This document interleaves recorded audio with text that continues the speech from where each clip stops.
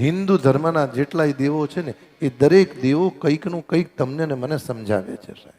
અને આપણી મુશ્કેલી એ છે, જઈએ છે, માથું નમાઈએ છે, વિયાઈએ છે.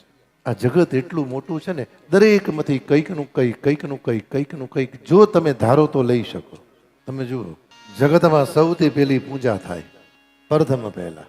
અને આમે તમે જુઓ, જીવનમાં મોટા બનવું સહેલું, ઘરમાં મોટા બનવું સહેલું, પણ મોટા બનીને પરિવારની અંદર જીવવું બહુ કઠણ હોય છે. ઘરમાં કે પરિવારમાં, સમાજમાં જ્યારે મોટા બનો ને, મોટા બન્યા પછી તમારી દ્રષ્ટિ એવી હોવી જોઈએ કે પરિવારમાં નાનામાં નાની વ્યક્તિને પણ તમારાથી અપમાન કે તમારાથી દુઃખ ના થાય તો સમજો ઘરમાં તમે મોટા સાચા છે. પરિવારની નાનામાં નાની વ્યક્તિ પર પણ જો તમારી દ્રષ્ટિ હોય અને એનું પણ તમે કલ્યાણ કરો તો સમજજો કે પરિવારમાં તમે વડીલ છો ને, તો પ્રભુએ તમને વડીલનો દરજ્જો આપ્યો છે તો સમજીને આપ્યો છે. ગણપતિના કાન મોટા. સંયુક્ત કુટુંબ અને પરિવારમાં સાથે રહેવું હોય ને, અને જો મોટા છો તો સારું ને સાચું લાગે એ સાંભળજો, ખોટું લાગે એ કાઢી નાખજો. સાંભળ્યા પછી એવું મનમાં ના રાખો કે તમે તો મરો પણ બીજા નહીં મારો. જેટલું યોગ્ય છે અને જેટલી જરૂર છે ને એટલું જ જીવનમાં શ્રવણ કરો.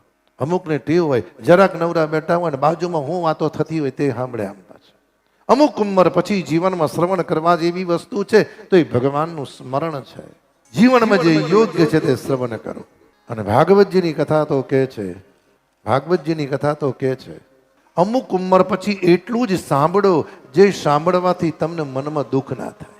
અમુક ઉંમર પછી જીવનમાં એટલું શ્રવણ કરો જે શ્રવણ કરવાથી તમારું જીવન તો સુધરે પણ તમારું મૃત્યુ સુધરે છે.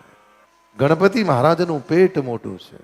અમુકનું ખાઈને થયું હોય, અમુકનું બેઠા બેઠા થયું હોય, અને અમુકનું આળસથી થયું હોય. અમુકનું ખાઈને તમે જોજો, ગમે તેટલી ઉંમર થાય ને પણ ખાવાનું ના છોડે. કોઈ પ્રસંગમાં જાય, કોઈ પ્રસંગમાં જાય તો વ્યક્તિઓ પ્રસંગનો લાભ લેતા હોય પણ એ રહોડામાં હોય, કોઈનું ભોજન કરીને, કોઈનું આળસથી. ભગવાન એટલી બધી આળસ ભરી હોય એનામાં. સોમવારે પાણીનો ગ્લાસ ટેબલ પર મૂક્યો હોય તો રવિવારે ઉઠે. પેટ મોટું જોઈએ, પણ ગણપતિનું પેટ મોટું શાના માટે છે? જીવનમાં બધું જ જોજો, બધું જ સાંભળજો, હૃદયથી વિચારજો, પણ પેટમાં એટલું જ રાખજો જેનાથી તમારું કલ્યાણ થાય અને તમે કોઈને કહો એનું કલ્યાણ થાય છે. એટલું બધું પેટમાં ન રાખો જે રાખવાથી આપણું તો જીવન બગડે પણ મૃત્યુ એ બગડે છે.